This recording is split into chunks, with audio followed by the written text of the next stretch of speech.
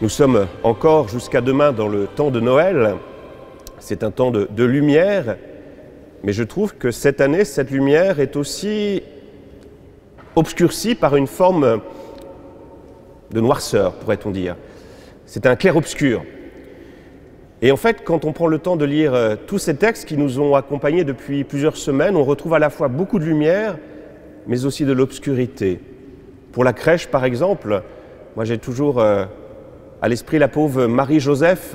Marie est sur le point de donner la vie à cet enfant. Elle cherche un lieu hospitalier et à chaque fois on lui ferme les portes en disant « Allez, il n'y a plus de place, allez-vous-en ». Et puis bien sûr, dimanche dernier c'était la fête de l'Épiphanie, les mages qui viennent apporter l'or, l'encens, la myrrhe. Mais cette fête de l'Épiphanie, c'est aussi quelque chose de terrible finalement, puisque cela va s'accompagner de quoi? Du martyre des saints innocents. Hérode le Grand, ce fou sanguinaire, pensant que ce Messie annoncé pourrait lui prendre son pouvoir, qu'est-ce qu'il va faire? N'ayant pas eu l'information de qui était ce Messie, parce que les mages sont repartis par un autre chemin, eh bien ce roi fou, ce roi sanguinaire, va mettre à mort tous les enfants de 0 à 2 ans. C'est terrible, terrible ces saints innocents. Et puis aujourd'hui, baptême de Jésus par Jean-Baptiste. On sait aussi le sort funeste qui attend le pauvre Jean-Baptiste. Ça ne sera pas Hérode le Grand cette fois-ci qui va semer le mal, c'est son fils, Hérode Antipas. Et le pauvre Jean-Baptiste va être décapité. Sa tête sera mise sur un plateau. Vous voyez, beaucoup de noirceur, beaucoup d'obscurité, beaucoup de mal. On a toujours l'impression que le mal est contagieux, que le mal se propage et se disperse partout. Alors bien sûr, il y a des hommes qui, devant cette multiplication du mal, du péché, se disent « il faut faire quelque chose, on va se convertir, on va faire des efforts, on va mener une vie dure, une vie ascétique pour dire au bon Dieu qu'on veut retourner à lui ». Et le champion de ces hommes, c'est qui? C'est Jean-Baptiste, qui se replie au désert et qui va offrir à ceux qui le souhaitent ce baptême de conversion, ce baptême de purification. On peut imaginer qu'avant de recevoir ce baptême, ces hommes et ces femmes qui sont venus à lui ont pris un temps long, un temps de mortification, tout cela pour retrouver cette pureté.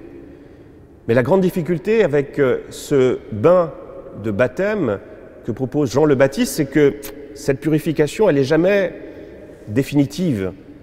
C'est un peu à l'image de nos vêtements. On a des magnifiques servants de messe. On a la grâce aujourd'hui d'avoir un nouveau servant avec Paul. Eh bien, ils ont des aubes toutes blanches, mais je constate que ces aubes blanches ne restent jamais blanches très longtemps. Il y a des mères de famille parmi nous. Eh bien, c'est le constat que vous faites. Hein.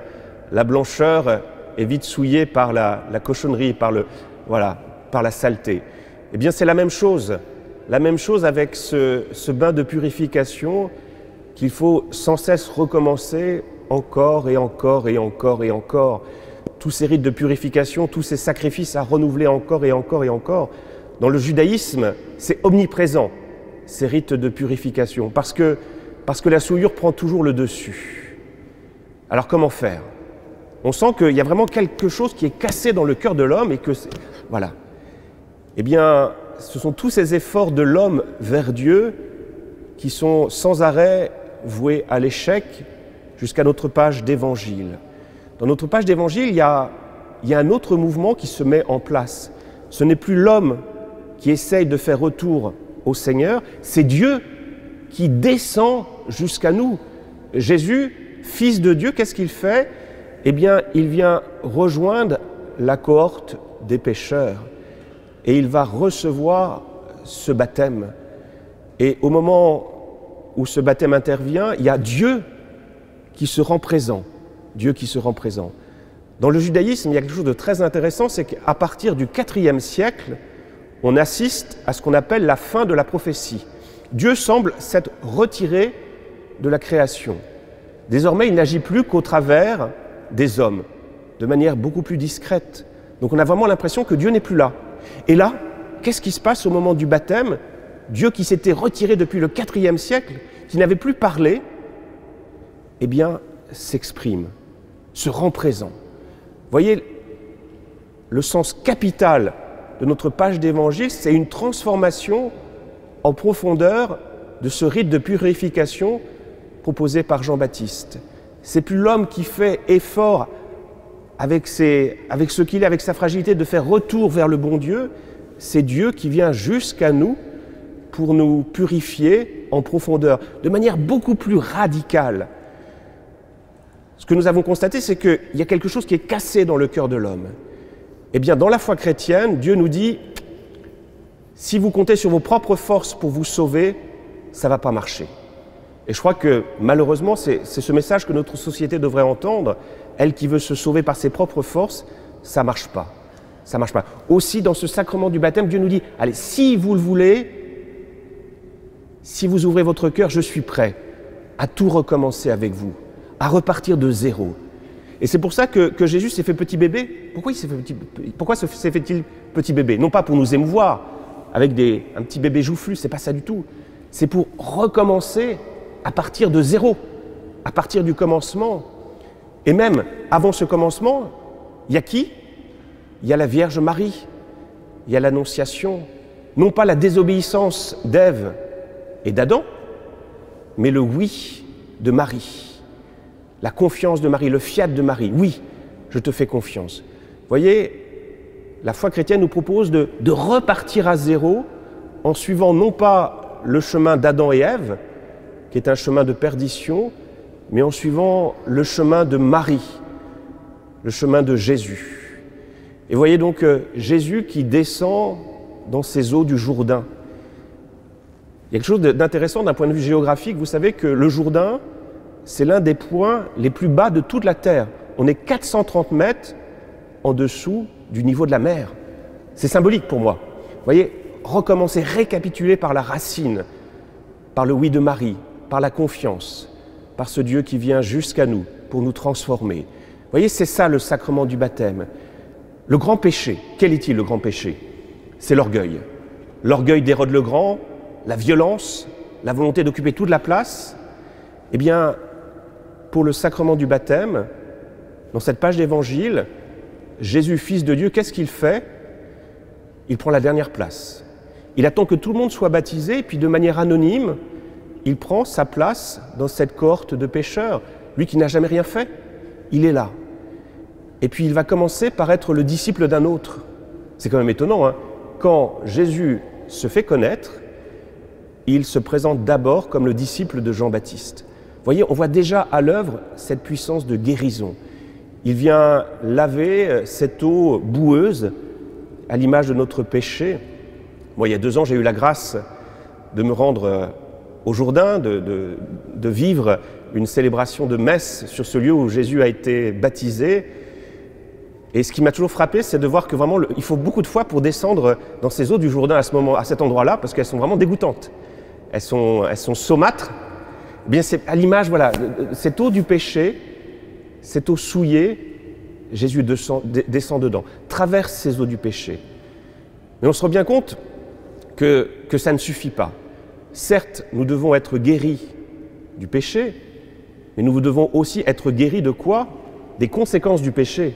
Et quelles sont les conséquences du péché? C'est la mort. Et donc il va falloir que Jésus aussi descende au travers de ces eaux de la mort pour nous apporter cette véritable libération. Et là on comprend que le sacrement du baptême, pour devenir ce qu'il est aujourd'hui, ce que nous avons reçu, il doit être associé à quoi? Il doit être associé à la croix. Le baptême que nous avons reçu, c'est ça. C'est ce chemin que nous propose Jésus, un chemin fondé sur la confiance, fondé sur l'amour, fondé sur la charité. Mettre nos pas dans ceux de Jésus. Et c'est ça. C'est ça. Pour moi, il y a une grande différence entre le rite de Jean-Baptiste et le sacrement que nous avons reçu. C'est recevoir la vie divine, recevoir cette force.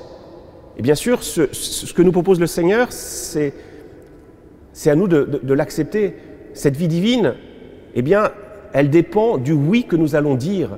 Mais si nous disons oui, alors nous recevons par ce sacrement du baptême ces vertus théologales, la foi, l'espérance, la charité. C'est la foi de Jésus, c'est l'espérance de Jésus, c'est la charité de Jésus, c'est la vie de Jésus. Mais pour ça, qu'est-ce qu'il faut faire? Il faut dire oui. Si on dit non, eh bien, on ferme la porte à cette vie divine. Le Seigneur a fait 99 pas pour aller jusqu'à nous, et il nous dit, allez, je te demande juste de faire un petit pas. Et si tu fais ce petit pas, eh bien, tu vas voir, cette vie divine, je vais te la donner. Ça prendra du temps. Moi, je médite souvent cette parole de Charles Péguy qui disait « Il faut toute une vie pour que l'eau du baptême qu'on a reçue sur notre front atteigne le bout du pied. » Mais jour après jour, quand on accueille cette grâce baptismale, cette vie divine, eh bien, on est transformé. Et ça peut faire des choses admirables, des choses merveilleuses. Regardez Jeanne Jugan. Moi, vraiment, c'est un modèle pour moi, Jeanne Jugan. Comment, quand on accueille cette vie divine, des choses extraordinaires que l'on peut faire. Cette révolution de la charité permise par l'acceptation par Jeanne de cette grâce baptismale. Et puis cette capacité aussi, et là je l'admire parce que je pense que je n'en aurais pas encore la force. Vous savez que dans la vie de Jeanne, il y a eu cette épreuve terrible, c'est l'abbé Le Pailleur qui s'est approprié l'œuvre de Jeanne et qui l'a totalement exclue en disant « Allez, Jeanne, maintenant on ne veut plus te voir, c'est moi le patron, c'est moi on va dire que c'est moi qui ai tout fait. » Et la pauvre Jeanne est reléguée à Saint-Pern. Comment auriez-vous réagi? Comment auriez-vous réagi?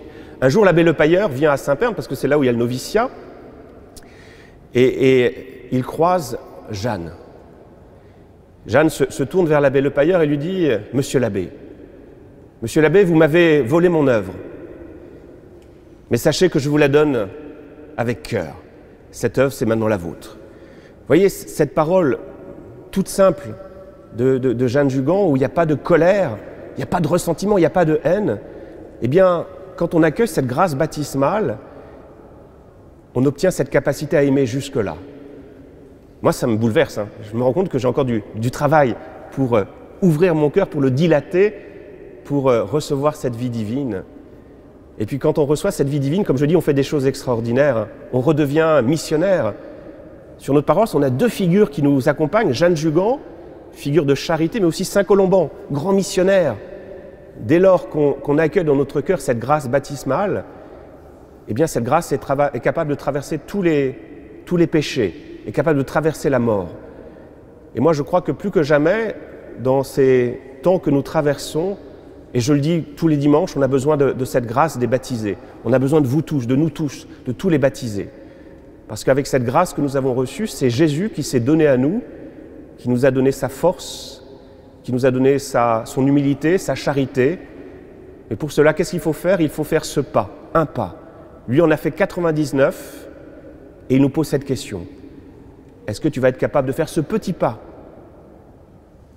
Saint Jean-Paul II, quand il était venu en France, à Reims, avait posé cette question. En France, qu'as-tu fait des promesses de ton baptême? Eh bien, nous pouvons tous nous poser cette question. Et nous, qu'avons-nous fait des promesses de notre baptême? Amen.